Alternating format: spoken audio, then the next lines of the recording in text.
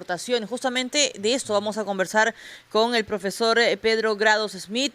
Él es director de la carrera de Economía de la Universidad de Lima, porque siempre hemos usado y escuchado también esta palabrita, ¿no? Ajá, el comentario económico va a estar a cargo, por supuesto, del profesor.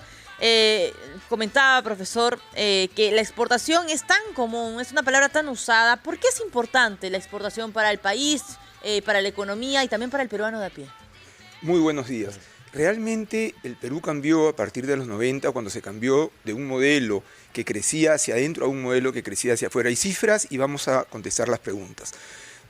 En 1980 el Perú exportaba 3.000 millones de dólares en cifras gruesas. 10 años después exportaba 3.000 millones de dólares. 3 décadas después exportamos más de 60.000 millones de dólares. Hemos crecido por 20. Y las exportaciones es parte de la producción. Las exportaciones han sido un motor importante de crecimiento y desarrollo, de empleo, de disminución de la pobreza. Por ejemplo, dos regiones que se vieron muy beneficiadas por la agroindustria, Ica y La Libertad, que generaron empleo, pero no solamente empleo en general, sino empleo formal, con posibilidad de pensión, etc.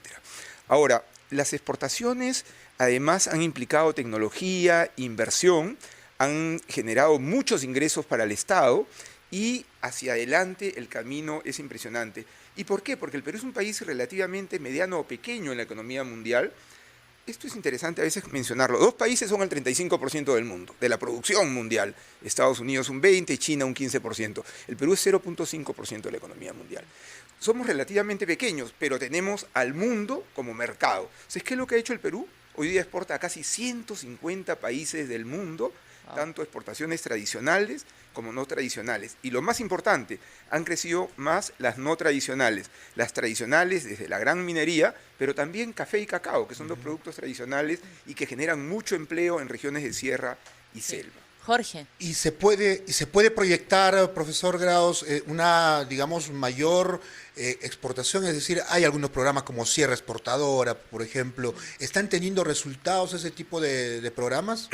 A ver, han tenido resultados, pero todavía el potencial es impresionante. Sierra Exportadora es interesante porque la verdad la mayor parte de las exportaciones agroindustriales salen de la costa. ¿Qué se pretende en la sierra?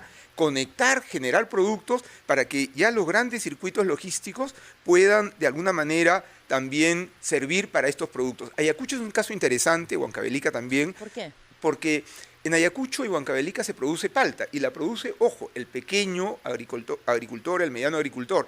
Y ya hay empresas de la costa que van a la región y compran la palta y la exportan. Y a veces en cuanto a las temporadas son distintas. Entonces, eso ha hecho, en general, que el Perú hoy día sea el segundo exportador mundial de palta, después de México. Y algunos productos, hoy día somos el primer país exportador. Ojo, el Perú es una despensa mundial. Somos un uno mercado, de los principales ¿no? exportadores de fruta. Y esto es interesante. ¿Cuánto ha crecido la exportación de fruta? Casi 1000% en 30 años. ¿Qué exportamos en términos de fruta, profesor? En fruta somos los primeros exportadores mundiales este año probablemente de uva, de arándano.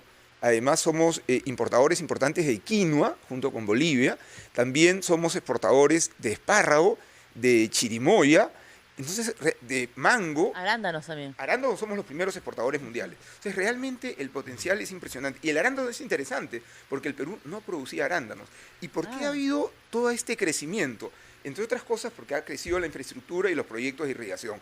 Hemos comentado en otras oportunidades cuánto más podríamos exportar si se terminara Bajes Isguas en Arequipa y Chavimochi en el norte. Entonces, realmente el potencial es impresionante, pero además también hay exportaciones con mayor valor agregado, como todo lo que tiene que ver con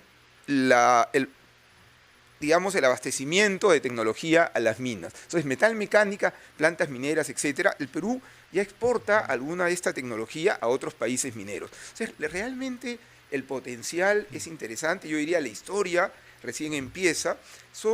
Nuestros principales mercados son, bueno, China y Estados Unidos, al ser también los dos principales mercados del mundo, y los acuerdos de libre comercio que se han logrado en los últimos años, la mejora en la tecnología, en el cuidado. Cuando uno va a una planta exportadora de fruta, no es una planta simple, es una planta donde hay que tener todos los cuidados, porque hay que pasar todos los controles sanitarios en los países compradores, en Estados Unidos, en Europa, etc. Entonces, realmente el potencial, y ojo, No estamos hablando tanto de Lima, estamos hablando sobre todo de provincias. Hoy es verdad, mucho más la costa. Pero dos ejemplos claros.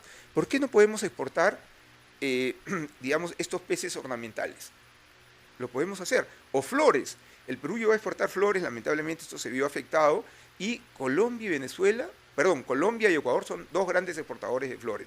Podríamos todo lo que es la zona del Callejón de Huaylas, Cajamarca, etc. Jorge. Muy bien.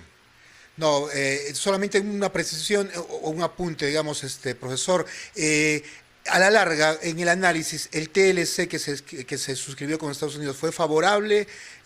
Faltaría, digamos, renegociar unos términos. ¿Cuál es el balance que se ha dado en estos últimos años? A ver, el balance es muy positivo porque eso ha implicado que muchos productos peruanos puedan entrar a Estados Unidos con arancel cero. Siempre es posible renegociar algunos términos y en otros casos más bien tenemos que poner en orden la casa. Voy a poner un ejemplo claro. La exportación no formal e ilegal a raíz de la tala en la selva, eso nos genera problemas. O la mano de obra cuando hay explotación, etc. Entonces, se puede renegociar, se puede seguir avanzando como renegoció México con Estados Unidos, pero realmente los acuerdos de libre comercio en general han sido positivos para el Perú. Clarísimo, profesor, un gusto nuevamente tenerlo por aquí como cada sábado en este comentario económico. Pedro Grados Smith, director de la carrera de Economía de la Universidad de Lima, estuvo con nosotros, 7:47.